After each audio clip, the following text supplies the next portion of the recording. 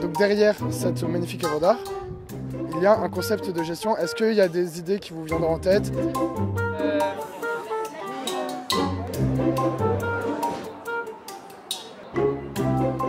Donc moi, à première vue, je vois un pot de fleurs avec des tiges. Exactement. Je vois des petites lumières tout autour de ça.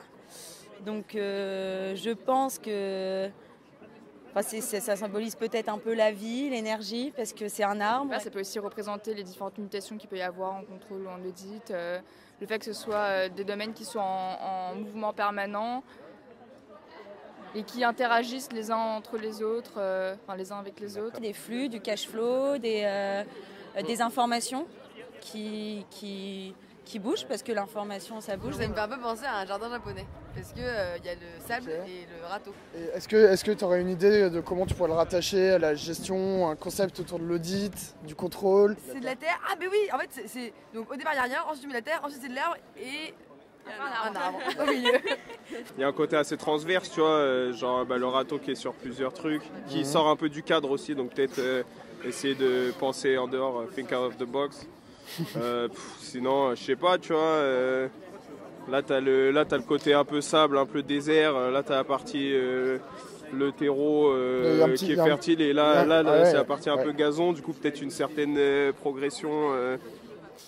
Par rapport à un concept de gestion. Parce que moi, en fait, les roues qui s'emboîtent les unes dans les autres, ça me fait un peu penser à ça pourrait faire penser à des mécanismes de prise de décision. Il y a tout un système à l'intérieur et que finalement, le lien de subordination, il n'est pas simple.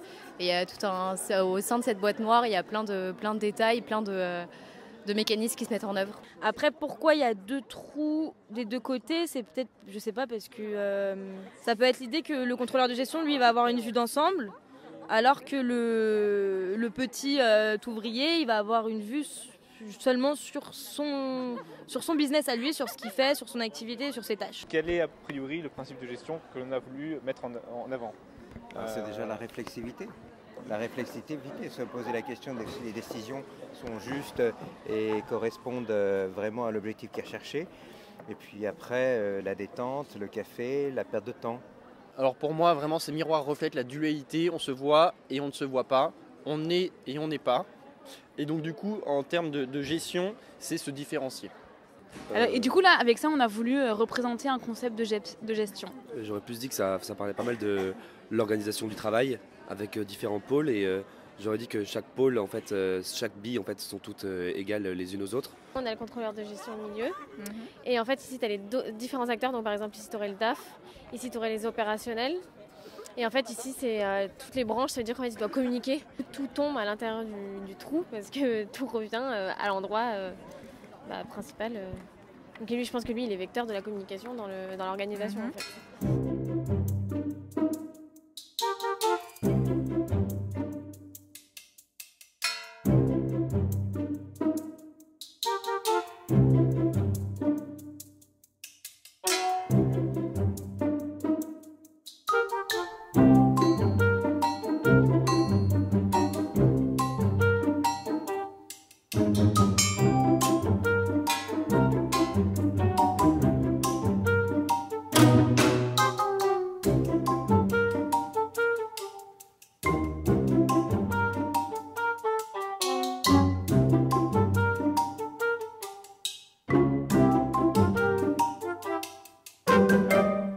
Une des choses qui était intéressante, c'est de savoir comment ils ont vécu, comment dans leurs souvenirs ça s'est passé entre eux, bien sûr.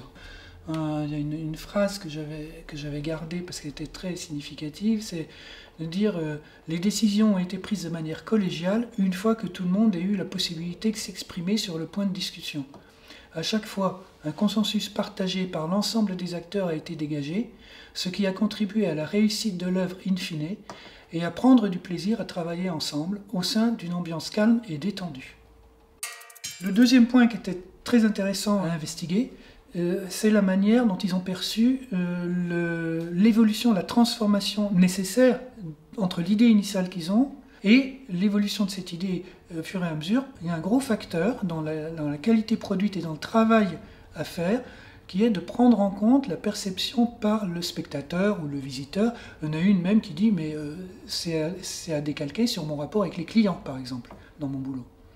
Donc avec l'autre, avec celui qui va recevoir leur production. Donc ça, c'est une autre motivation. Une autre aussi, c'est tout simplement des raisons esthétiques. C'est-à-dire, il faut changer pour que esthétiquement, ce soit mieux. Voilà, et puis il y a quelques-uns, on a deux, je crois, occurrences d'étudiants qui disent que bah oui, ça a évolué, on n'a pas suivi leur idée de départ et c'est très frustrant.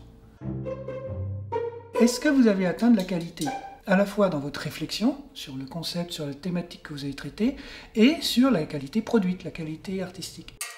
Ils estiment qu'ils ont atteint une qualité élevée à la fois de réflexion théorique et de réalisation artistique, esthétique.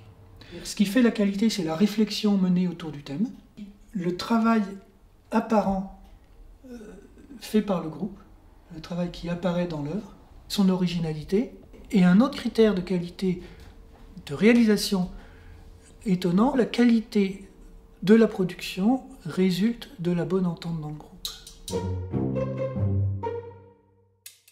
Ils ont classé les sentiments du plus éprouvé au moins éprouvé.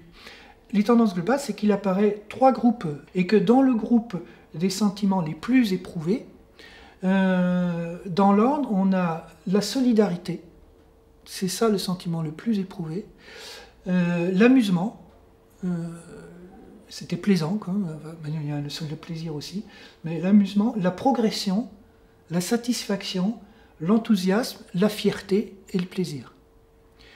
Voilà. Et dans le groupe de sentiments peu éprouvés, voire très peu éprouvés, donc qui sont en dernière catégorie dans leur notation, là on a les plus négatifs.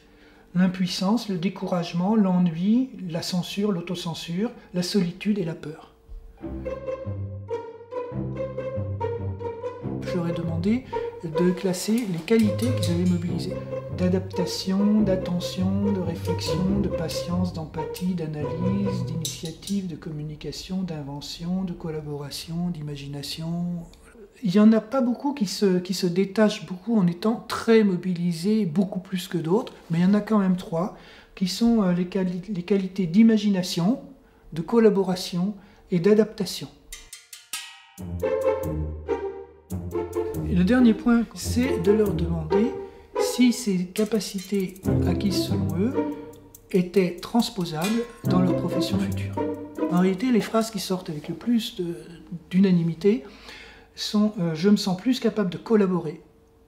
Ils se sentent plus capables dans leur activité future professionnelle d'analyser avec finesse et ils se sentent plus à même de prendre en compte, d'avoir conscience des enjeux de la comptabilité, de l'audit et du contrôle. C'est la première fois que j'ai essayé d'expliquer un sujet académique par un langage artistique. Une idée invisible devient visuelle, c'est le premier rapport que j'ai retiré après le workshop. J'ai appris la méthode pour expliquer un terme académique en utilisant les métaphores. Cette méthode est très utile, parce qu'on fait la comparaison des termes académiques avec des objets de la réalité. Cela aide à les mieux comprendre, mieux les mémoriser. Je peux profiter de la méthode dans ma relation aux clients, par exemple. Les clients ne sont pas les experts, donc il faut simplifier les termes.